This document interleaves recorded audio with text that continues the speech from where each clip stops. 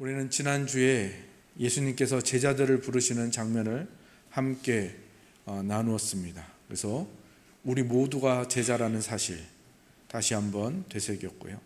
또 예수님께서 제자들을 부르시는 목적, 그리고 그 목적과 함께 예수님이 제자들을 얼마나 사랑하시는지 그런 부분들에 대해서 함께 살펴보았죠.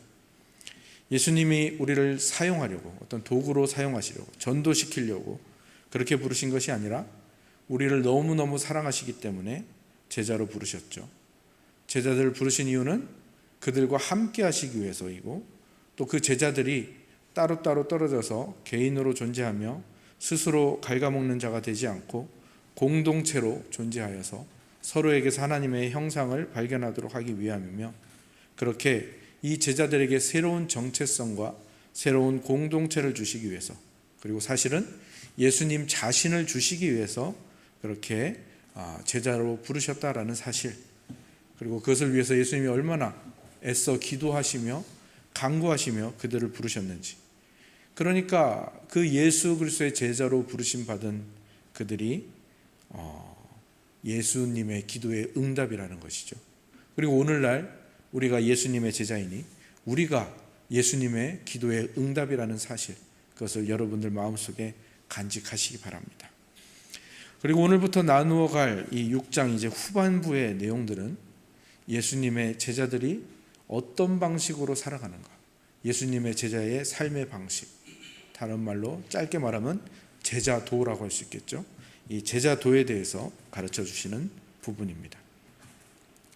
마태복음은 이 부분이 산상설교라 불리죠. 산에서 설교하신 이 산상설교, 마태복음 5장에서 8장까지 내용이죠. 이 산상설교, 산상수훈이라 부르고요. 같은 내용인데 오늘 누가복음에 나오는 이 부분은 평지설교라고 불립니다. 왜냐하면 17절을 보시면 예수께서 그들과 함께 내려오사 평지에 서시니, 그래서 평지에서 이것을 했다 해서 평지설교, 평지수훈이라고 부르기도 합니다. 추측을 해보자면 이런 추측을 할 수 있겠죠. 그 산이라고 불리는 곳과 이 평지라는 곳이 같은 곳이라 추측한다면 아마 이 지역이 어떤 그 살짝 높은 어떤 구름 같은 지형이 아닐까, 그런 생각을 해봅니다. 그리고 또 하나는 평지에서도 설교하셨고 산에서도 설교하셨다, 이렇게 또 추측해 볼 수도 있겠죠. 그렇다면 오늘 본문에 나오는 말씀이 예수님이 자주 제자들에게 설교한 부분이라는 것을 또한 우리가 알 수 있기 때문에 어떤 식으로 우리가 해석을 해도 둘 다 우리에게 은혜가 되는 것 같습니다. 마태복음의 산상수훈, 누가복음의 평지수훈, 내용은 같습니다. 그런데 이 마태복음의 산상수훈이 훨씬 더 길게 그리고 자세히 기록되어 있고요. 어쩌면 그 부분은 유대인 기독교인들을 위해서 그렇게 여러 가지 율법들과 함께 적혀져 있는 것이고요.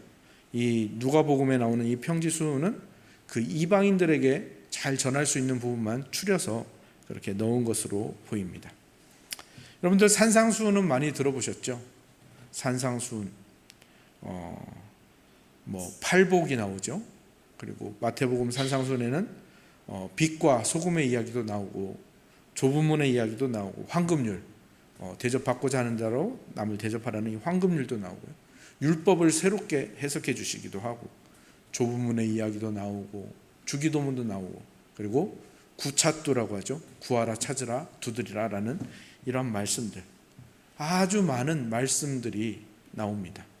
그리고 이 산상수훈은 기독교 내뿐만 아니라 세상적으로도 굉장히 유명한 설교입니다. 그 인도의 간디조차도 나는 이 산상수훈에서 큰 감명을 받고 큰 영향을 받았다라고 말할 정도입니다. 근데 그렇게 유명한 가르침이다 보니 어쩌면 그만큼 많이 또 오해되고 잘못 해석되고 있는 말씀이기도 하죠. 이 설교의 내용들은 대부분 산상수훈도 그렇고 이 평지수훈도 그렇고 하나님 나라가 어떤 곳인지, 그리고 어떤 다스림과 어떤 통치 방식으로 돌아가는 곳인지를 말해주는 그러한 설교입니다. 한마디로 말하면 하나님 나라의 헌법, 이렇게 보시면 좋을 것 같습니다. 하나님 나라의 헌법이 바로 산상수훈이고 이 평지수훈이라는 거죠.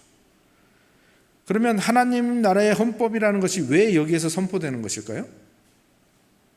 그것은 바로 이 앞에 나오는 예수님께서 제자들을 부르시는 이것이 어떤 것인지가 분명하게 드러나는 거죠. 제자들을 부르신다라는 것, 그들이 새로운 정체성을 가지게 되었다라는 것, 이것이 무엇을 의미하는 겁니까?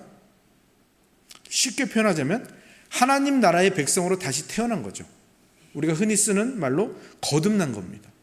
하나님의 백성으로, 하나님 나라의 백성으로 거듭난 자에게 이제 하나님 나라 백성이 되었으니 어떻게 되겠습니까? 이제 그 전까지 살던 그 나라의 법은 이제 더 이상 이 사람에게 적용이 되는 게 아니라 새로 태어난 그 나라, 하나님 나라의 법이 그들에게 적용이 된다라는 것을 말하는 것이죠. 더 쉽게 말하자면 귀화를 한 겁니다. 하나님 나라로 귀화한 거죠. 다른 나라로 귀화했으니까 이제 그 나라의 법을 따르는 거죠. 그래서 오늘 본문부터 시작돼서 이 6장 후반부 끝절까지 나오는 이 평지수훈이 하나님 나라의 법이고, 이제 제자가 된 사람, 거듭난 사람은 하나님 나라의 법에 따라 살아야 한다라는 것을 말씀해 주는 부분이라는 것이죠. 그렇게 예수님은 제자들을 부르신 후에 이 하나님 나라의 법을 제자들에게 말씀해 주시는 겁니다. 그리고 제자들이 잘 알아들을 수 있도록 복이라는 말, 그리고 오늘 본문에는 복과 화가 나오죠. 복과 화, 4개의 복과 4개의 화를 들어서 하나님 나라에서는 어떤 것이 복이고 어떤 것이 화인지를 말해줍니다. 그런데 이 복이라는 말을 우리가 오해할 수 있습니다. 그리고 좀 더 정확하게 번역하자면 이 복이란 말은 행복이라는 뜻입니다. 그럼 복과 행복이 뭐가 다를까요? 이런 식으로 생각하면 좀 쉽습니다. 복이라는 것은 세상에서 말하는 복과 잘 분리가 안 되잖아요. 이 세상에서 말하는 복은 무엇입니까? 어떤 양적인 걸 말하죠. 뭔가가 많은 걸 복이라고 보통 말합니다. 재물이 많은 거, 뭐 이름이 널리 알려지는 거, 또 뭐 지위가 높이 올라가는 거, 이런 이런 것이 세상이 말하는 복이고, 또 성경에도 그런 식으로 복이라는 말이 쓰이는 곳이 있습니다. 하지만 여기서 나오는 이 복 있는 사람, 이 마태복음에는 심령이 가난한 자는 복이 있나니, 그리고 시편 1편에 나오는 복 있는 사람, 이 여기에서 나오는 복들은 대부분 다 행복을 뜻합니다. 복은 양적인 것이라 했으니 행복은 무엇이겠습니까? 질적인 것에 가깝습니다. 특별히 하나님 나라에 참여한 이들, 거듭난 이들이 받게 되는 기쁨과 그 행복을 말할 때 이 복이라는 말을 여기서 쓰는 것입니다. 그래서 이 마카리오스라는 단어인데요, 예전에 재작년이죠, 제가 가족 수련회 때 이 복 있는 사람에 대한 말씀을 전했던 것 같은데요, 이 마카리오스라는 단어를 사용합니다. 그래서 거듭난 제자들, 하나님 나라의 백성이 된 이들이 누리게 되는 행복, 그 선물, 그 기쁨을 가리키는 것이 바로 여기 나오는 복이라는 말입니다. 그런데 오늘 이 본문을 통해서 우리는 한번 고민해 봐야 합니다. 과연 오늘 본문이 말하는 이 복이 나에게도 행복인 것인가? 그리고 오늘 본문이 말하는 이 화가 복의 반대니까 불행이겠죠? 이 불행이 과연 나에게도 불행한 것으로 받아들여지고 있는지, 그것을 깊이 생각하는 시간이 되었으면 좋겠습니다. 오늘 본문이 말하는 첫 번째 행복은 무엇입니까? 가난입니다. 가난한 자는 복이 있나니, 너희 가난한 자는 복이 있나니 하나님의 나라가 너희 것이며. 여기서 가난하다는 말은 무슨 말입니까? 무언가 모자란 상태를 말합니다.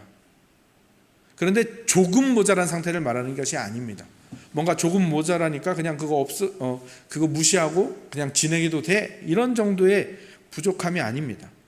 여기서 말하는 가난은 남의 도움이 없이는 살 수 없는 상태를 말하는 겁니다. 남에게 구걸하지 않고 남이 도와주지 않으면 살아갈 수 없는 절대적인 상태의 가난을 말하는 것이죠. 그리고 이것이 육적인 가난함이 아니라는 것을 알 수 있는 것은 무엇입니까? 아까도 말씀드렸던 마태복음의 산상수훈을 보면 심령이 가난한 자, 마음이 가난한 자는 복이 있나니 라고 말하고 있죠. 그러니까 오늘 본문이 말하는 이 가난한 자는 어떤 자이겠습니까? 영적으로 그 심령이 절대적인 가난에 처해 있는 사람입니다. 구걸할 수밖에 없습니다. 도움을 구할 수밖에 없습니다. 이 도움이 없으면 이 사람은 죽는 사람인 겁니다. 지난 주일날 함께 나눴던 말씀과도 마찬가지로 이어지죠. 자기의 죄를 깨닫고 그 죄로 인해서 마음이 무너지고 상한 심령에 이른 그 사람을 말하는 겁니다. 그럼 왜 그런 사람이 행복한 겁니까? 왜 이 심령이 가난하고 심령이 낮아지고 무너진 사람이 왜 행복합니까? 그거 자체가 행복한 게 아닙니다. 왜 행복하죠? 예수님이 그런 사람들을 위해서 이 땅에 찾아오셨거든요. 그 사람들을 찾으러 오셨어요. 예수님이 그 사람들에게 오셨기 때문에, 예수님이 그 사람에게 오시니까 그 가난한 사람이 행복한 거예요. 영적인 가난 그 자체가 행복한 게 아닙니다. 죄를 발견하고 죄로 인해서 마음이 무너진 거 그 자체가 행복한 게 아니에요. 그 사람에게 예수님이 찾아오셨기 때문에 행복한 겁니다. 예수님이 그 사람들을 찾으시기 때문에 행복한 거죠. 그럼 두 번째 행복은 무엇이라고 되어 있습니까? 21절을 보시면 지금 줄인 자는 복이 있나니 너희가 배부름을 얻을 것이며. 굶주린 자가 행복하답니다. 세상이 말하는 행복과는 거리가 멀죠. 왜 굶주린 자가 행복하죠? 앞에서 살펴본 것과 똑같습니다. 동일합니다. 예수님이 그렇게 영적으로 굶주린 사람들을 찾으러 오셨거든요.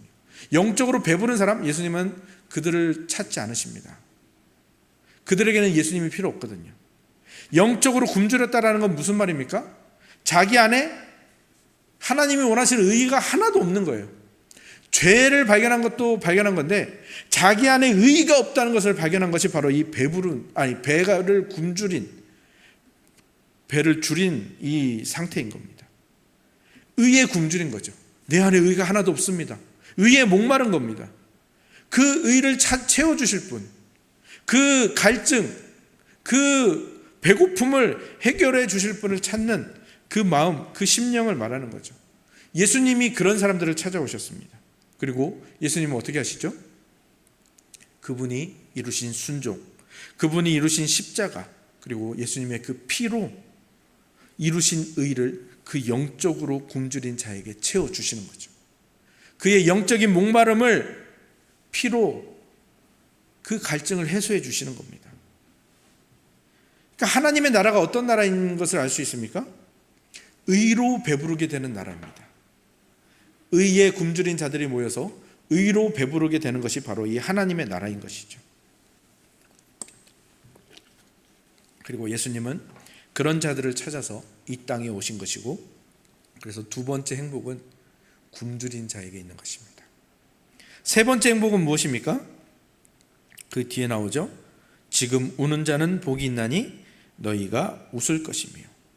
왜 우는 자는 또 복이 있는 겁니까? 이 사람이 왜 우는지를 알아야죠. 예수님께서는 어떤 사람들을 찾아오셨다고 했습니까? 죄를 발견하고 죄의 마음이, 그 죄, 자기가 죄인이라는 것에 마음이 무너진 자, 그리고 자기 안에 의의가 없으니까 그 의에 굶주리고 그 의에 목마른 자, 그들을 찾아오셨습니다. 그리고 이런 자들은요, 심령이 가난하고 의에 줄이고 목마른 자들은 어떻게 됩니까? 애통합니다. 슬퍼하면서 애통하게 되어 있습니다. 왜요? 자기는 죄인이고 자기에게는 의의가 없으니까요. 나에게는 그 하나님께 다가갈 수 있는 어떤 조건도 없는 거죠. 하나님의 나라는 그렇게 자신의 죄를 슬퍼하면서 오직 예수 그리스도에게만 소망을 두는 자, 그런 자를 초대하는 곳이 바로 하나님의 나라입니다. 그리고 그들의 죄를 사해 주시고 그 예수 그리스도의 의로 옷 입혀 주시고 그 의로 채워 주셔서 영적인 생명과 평강과 기쁨을 누리게 하고 그것으로 충만케 하는 나라, 그것이 바로 예수님이 우리에게 주신 하나님의 나라인 것이죠. 네 번째 행복은 무엇이라고 말합니까? 인자로 말미암아 사람들이 너희를 미워하며 멀리하고 욕하고 너희 이름을 악하다 하여 버릴 때에는 너희에게 복이 있도다. 그날에 기뻐하고 뛰놀라. 하늘에서 너희 상이 큼이라. 그들의 조상들이 선지자들에게 이와 같이 하였느니라. 이 세상이 말하는 행복과는 진짜 거리가 먼 것 같지 않습니까? 미움을 받고 욕을 먹고 버림을 받는 것이 행복의 조건이라고 말하고 있죠. 왜 하나님 나라에서는 이런 사람이 복을 얻습니까? 이런 사람이 행복하게 됩니까? 미움받고 욕을 먹고 버림을 받은 악한 일을 행해도 된다라고 말하는 것이 아니겠지요. 이것은 무엇을 말하는가 하면 하나님의 나라에 속한 자는 이제 더 이상 이 땅, 이 세상에 속한 사람이 아니거든요. 이 세상에 속하지 않지만 이 세상을 살아야 됩니다. 그러니까 우리가 사는 하나님 나라가 이 세상이 말하는 그 나라와 완전히 다르기 때문에, 이 세상이 추구하는 가치관과 완전히 다르기 때문에, 이 세상이 추구하는 행복과 완전히 다른 행복을 추구하기 때문에 우리는 핍박을 당할 수밖에 없습니다. 우리는 세상이 알지 못하는 생명으로 살고, 세상이 알지 못하는 죄사함의 그 자유를 누리고, 세상이 알지 못하는 의를 기뻐하고 소유하고, 그래서 그 의로 배부르고 자유와 평강과 기쁨이 심령이 있습니다. 그래서 세상 사람들이 기뻐하지 않는데 기뻐합니다. 세상 사람들은 전혀 기뻐할 수 없는 그 상황에서도 기뻐하거든요. 그러니까 세상은 하나님 나라에 속한 예수님의 제자들을 미워하고 따돌리고 욕할 수밖에 없습니다. 비난하겠죠. 그러니까 실제로 잘못한 것이나 범죄 때문에 핍박받는 것이 아니라 이런 이유로 미움과 비난과 핍박을 받는다면, 너희 왜 달라? 너희는 왜 우리와 달라라고 그런 이유로 비난과 핍박을 받는 것은 행복한 자의 길이죠. 그건 사실 진짜 행복한 겁니다. 왜 다릅니까? 당신은 왜 우리와 다릅니까? 그 따짐을 당할 수 있는 것은 정말로 행복한 거죠. 그래서 23절을 보시기 바랍니다. 그날에 기뻐하고 뛰놀라 하늘에서 너희 상이 큼이라. 우리가 기뻐하고 뛰어놀고 행복해야 되는 것이 어디에 있다고요? 세상 사람들에게 당신은 왜 다릅니까? 당신은 우리와 왜 다릅니까? 라는 정말 그 의문과 질문과 그 미움, 왜 다릅니까? 라는 그 질문을 받을 때 우리는 행복하게 되는 것이죠. 왜 행복합니까? 이렇게 하나님 나라에 속한 자들이 이렇게 핍박을 당하고 의문과 질문을 당하는 일들이 하루 이틀 일어난 일이 아니거든요. 아담의 범죄 이후에 쭉 이어져 온 일입니다. 그래서 항상 이 하나님 나라에 속하고 예수 그리스도의 그 제자가 된 사람들, 하나님 나라의 백성이 된 사람들은 항상 그렇게 핍박을 받아왔습니다. 그래서 우리가 핍박을 받으면서도 행복할 수 있는 거예요. 왜? 핍박을 받는 게 막 즐거워. 이런 건 뭐 변태나 성격이 이상해서 그것을 즐거워하는 게 아니죠. 왜 즐거워하는 겁니까? 우리가 성경 속의 인물들 좋아하는 사람들 있잖아요. 여러분은 누굴 좋아합니까? 저는 야곱을 굉장히 좋아합니다. 너무 저랑 닮은 것 같아서요. 어떤 분은 아브라함을 좋아합니다. 어떤 분은 요셉을 좋아하죠. 어떤 분은 다윗 왕을 굉장히 좋아합니다. 그런데 그거를 왜 여러분에게 물어봤습니까? 우리가 세상으로부터 너는 왜 달라라고 핍박을 당하는 건요, 그들이 세상에서 당했던 것과 똑같이 당하는, 똑같은 취급을 당하는 거예요. 아브라함, 모세, 야곱, 요셉, 다윗, 그들이 당했던 취급과 똑같은 취급을 당하는 거예요. 구약의 선지자 이사야, 모세, 예레미야, 이런 사람들이 당한 그 당함과 똑같은 것을 당하는 거예요. 그러니까 행복하죠. 왜? 여러분이 좋아하는 그 성경의 인물과 우리가 같은 배를 타고 있다는 증거입니다. 한 배를 타고 있다는 거죠. 같은 길을 걷고 있다는 증거입니다. 그러니까 우리는 기뻐할 수 있고 행복할 수 있는 것이죠.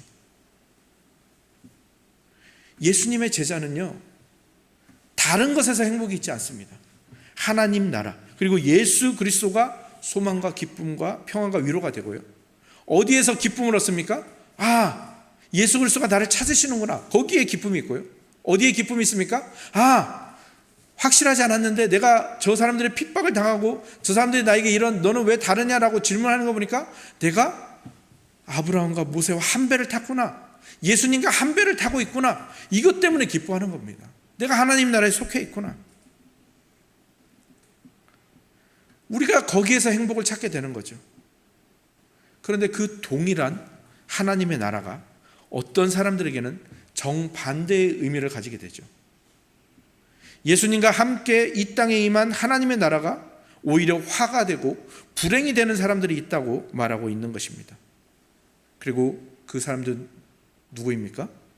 놀랍게도 부유한 사람, 배부른 사람, 웃는 사람, 칭찬받는 사람이라고 합니다. 부자, 그리고 배부른 사람, 기뻐하고 웃는 사람, 칭찬받는 사람, 이거는 이 세상에서 복받은 사람들의 대표적인 사람들 아닙니까?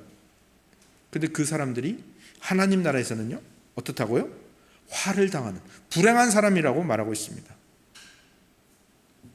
그러면 우리는 이제 일부러 가난해져야 되는 겁니까? 일부러 먹을 것이 있는데도 굶주려야 되는 겁니까? 기쁜데도 웃지 않고 또 칭찬받는 일이 있을 때 다 그것을 칭찬하지 못하게 만들어야 되는 겁니까? 아니죠. 예수님께서 여기서 말씀하시는 것은 무엇을 말하는 겁니까? 부자로 대표되는 이 불행한 사람의 모습이 그냥 흔히 말하는 돈이 많은 부자를 말하는 것이 아니라 여기에 좀 더 깊은 뜻을 담고 있는 것을 알 수가 있죠.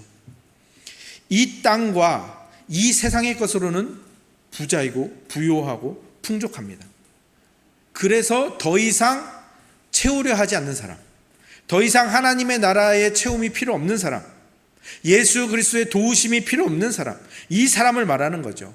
이 땅에서 모든 상급을 다 받은 것처럼 그렇게 누리고 사는 사람을 가리키는 겁니다. 나중에 누가복음 16장에 가면 어떤 이야기가 나오냐면 부자와 나사로 비유가 나옵니다.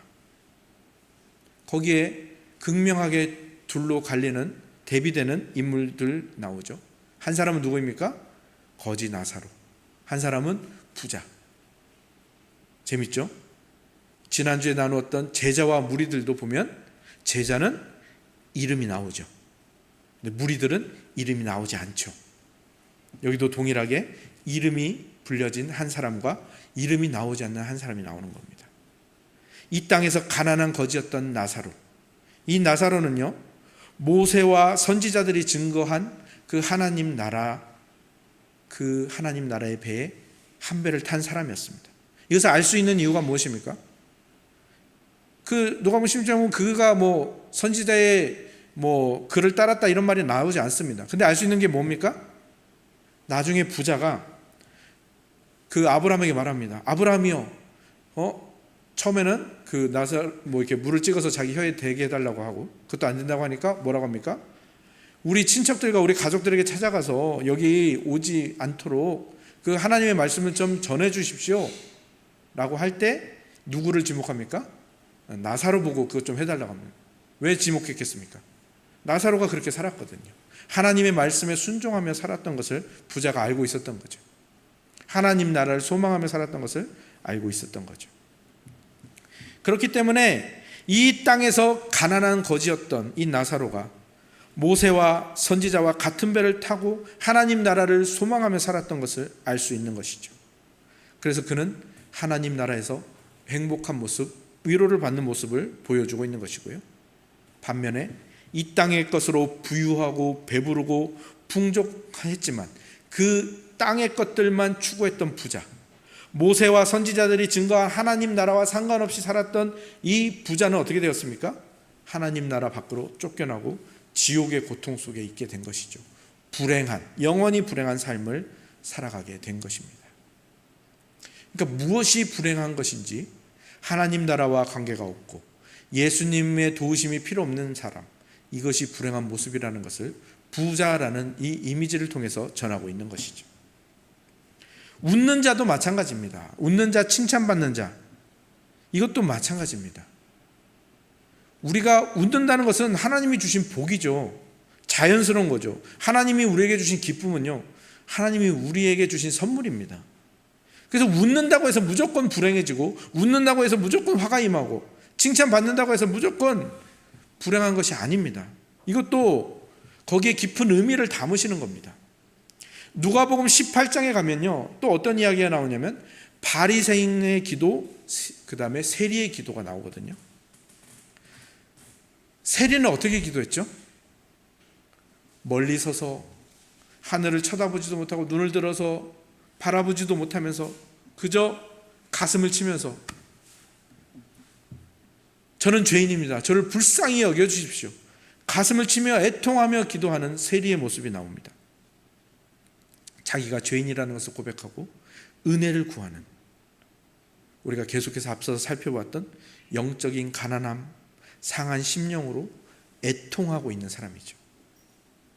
그리고 예수님은 이 세리와 같은 자를 찾아오셨죠. 그리고 그에게 복음이 들려집니다. 그냥 들려지는 게 아니죠.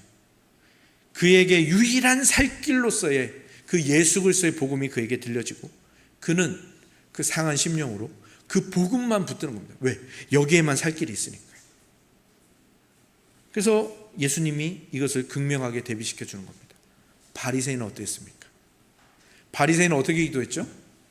서서 따로 기도합니다. 그리고 뭐라고 합니까? 나는 저 죄인과 같지도 않고 나는 저 죄인과 같지도 않고 특별히 저 세리와 같지도 않습니다. 그것에 너무너무 감사합니다. 나는 그러니까 일주일에 2번 금식하고 나는 소득의 11조를 드립니다. 나는 이것도 했고 저것도 했고 이것도 했습니다. 이게 바로 오늘 본문이 말하는 웃는 자와 칭찬받는 자의 모습이죠. 자신의 그 자기 중심성, 자기 의에 취해 있는 모습이죠.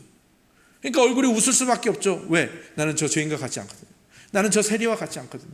그리고 막 칭찬해달라고 막 하고 있죠. 나는 일주일에 2번 금식하고 나는 11조하고 나는 이런 의를 행하고 살았습니다. 얼굴 가득 웃음과 얼굴 가득 자랑스러움이 흘러 넘쳤겠죠. 그 모습으로 기도하고 있는 겁니다. 이 사람에게 복음이 필요할까요? 이 사람의 십자가의 그리스도가 필요할까요? 이 사람에게는요, 예수님의 말씀도 무의미하고 예수 그리스도의 그 십자가 받아들여지지 않죠. 그리스도의 은혜를 구하지도 않습니다. 죄사함의 회개도 없죠. 자기 중심성, 자기 의를 마치 그것이 하나님께 받아들여지는 의처럼 붙잡고 있는데 그 자기 의는 어떻게 됩니까? 지옥으로 가는 거죠. 그 붙잡은 그 사람도 그대로 멸망하게 되는 것이죠. 그리고 구약 시대에 그렇게 칭찬받는 자들은 어떤 사람들이었습니까? 거짓 선지자들이었습니다. 앞서 말한 하나님 나라를 소망하며 핍박받고 살았던 그 하나님이 세우신 참 선지자와 참 하나님 나라의 백성들과 반대쪽에 있는 사람들, 거짓 선지자들은요, 항상 왕에게 좋은 말만 해줍니다. 왕이여, 잘하고 있습니다. 왕이여, 당신이 최고입니다. 그렇게 하시면 돼요. 전쟁에 승리하게 하실 겁니다. 아하방과 이세벨이 그렇게 악행을 많이 저지른 그 배경에는 누가 있냐면요, 항상 그 아합과 이세벨에게 좋은 얘기만 해주던 그 거짓 선지자들이 있었습니다. 그리고 그 거짓 예언을 해준 그 대가로 뭘 받았겠습니까? 칭찬을 받고 부와 권력을 받았겠죠. 그러니까 예수님이 지금 제자들에게 무엇을 말씀하려 하시는지가 분명해지지 않습니까? 이 땅에서의 부, 이 땅에서의 인정, 이 땅에서의 안정에 취해서 하나님 나라와 하나님의 의에 대한 배고픔과 부족함을 느끼지 못하는, 이 세상에서의 인정을, 이 세상에서 칭찬을 바라며 거짓 예언을 말하는 이 사람들과 한 배를 탈 것이냐, 아니면 세상에서는 핍박을 받았지만 하나님 나라를 향해 갔던 이 참 선지자들과 한 배를 탈 것이냐. 예수님은 이것을 극명하게 대비해서 말하는 겁니다. 한 신학자는 이것을 부자의식이라고 표현하더라고요. 합신의 김성수 교수님이 이걸 부자의식이래요. 그러니까 부자가 나쁜 게 아니라 부자의식이 나쁜 거죠. 율법이 나쁜 게 아니라 율법주의가 나쁜 것처럼 부자가 나쁜 게 아니라 부자의식. 나는 부자다. 나는 부족함이 없다. 나는 즐길 거야. 나는 구걸할 필요도 없고 나는 누구의 도움도 필요 없어. 이런 마음과 이런 모습을 부자의식이라고 부르는 겁니다. 이것을 버리지 못하는 사람에게는 화가 임하는 거죠. 인생의 밑줄이라는 책에 이런 구절이 나옵니다. 버려야 할 보따리부터 점검해 볼 일이다. 낡은 생각, 시대착오적인 판단, 편협한 인식, 일방통행의 관계성 등은 아무리 쌓아둬야 쓸모가 없을 뿐 아니라 나를 망가뜨린다. 난파하는 배에서 가장 늦게 내리거나 끝내 배와 함께 수장되는 사람은 보따리를 많이 실어둔 사람이다. 바람이 자유로운 건 보따리가 없기 때문이다. 우리가 버려야 할 보따리가 뭡니까? 부자의식입니다. 이 부자의식을 계속 끌어안고 있으면 이 멸망하는 이 배에서, 이 난파하는 이 배에서, 지옥으로 향하는 이 배에서 내리지 못한다라는 겁니다. 우리의 발목을 잡고 있는 그 보따리, 부자의식, 이것을 버리기 굉장히 힘들죠. 하지만 버려야만 열리는 세계가 있습니다. 나무는 꽃을 버려야 열매를 얻습니다. 나무는 이파리를 버려야 겨울을 날 수가 있습니다. 조각가는요, 그 작품이 아닌 것들을 쪼아내야 그제야 그 작품이 세상에 드러나게 되는 겁니다. 버려야 할 것들을 버려야 새로운 것을 찾을 수가 있고요. 버려야 할 것을 버려야 새로운 것이 그 자리에 들어올 수가 있는 겁니다. 우리가 버려야 할 것은 부자의식, 그 안에 새로 들어와야 될 것은 예수님의 행복인 것이죠. 그리고 그 예수님의 행복을 추구하고 있는 이 사람들 보며 시편의 저자도 당신은 행복한 사람입니다. 오늘 이 산상수훈과 이 평지수훈에서 말하는 당신은 행복한 사람입니다 라고 말하는 사람이 바로 그 사람인 겁니다. 부자 의식을 버리고 예수 그리스도의 행복을 잡는 사람. 그런데 여기서도 이것이 또한 조건이 되어서는 안 되겠죠. 예수님께서 우리를 그 길로 인도하고 계십니다. 그리고 성령님께서 우리의 마음을 항상 가난하게 되도록 그렇게 말할 수 없는 탄식으로 우리를 위해서 구하고 계시다라는 그 사실을 잊어서는 안 될 것입니다. 우리가 하나님 나라에 초대받은 것, 내가 무엇을 붙들어서도 아니고 내가 원래 이 난파당하는 배에 내리지 못해서 지옥으로 가서 멸망당해야 되는데 원래 내가 여기 있었는데 예수님께서 우리와 자리를 바꿔주신 거죠. 당신이 그 자리에 가시고 우리를 이 행복의 배에 태워주신 것, 이것을 잊는 순간, 이것을 간과하는 순간 우리는 금방 다시 저 자리로 돌아가게 되는 겁니다. 근데 세상이 그것을 위해서 엄청나게 애를 쓰고 있어요. 우리를 속이려고 굉장히 애를 씁니다. 할 수 있다, 이 말을 뭘로 바꿉니까? 살짝 바꿉니다. 하고 싶다. 그래서 우리의 인생의 목적과 우리 인생의 욕망을 구분하지 못하게 만드는 거예요. 우리의 행복과 이 부자의식을 구분하지 못하게 만드는 거예요. 그래서 우리가 하고 싶은 것을 하고, 보고 싶은 것을 보고, 먹고 싶은 것을 먹고, 사고 싶은 것을 사는 것을 자유라고 생각하게 만드는 거죠. 그럼 그런 구조 속에 들어가면 어떻게 되겠습니까?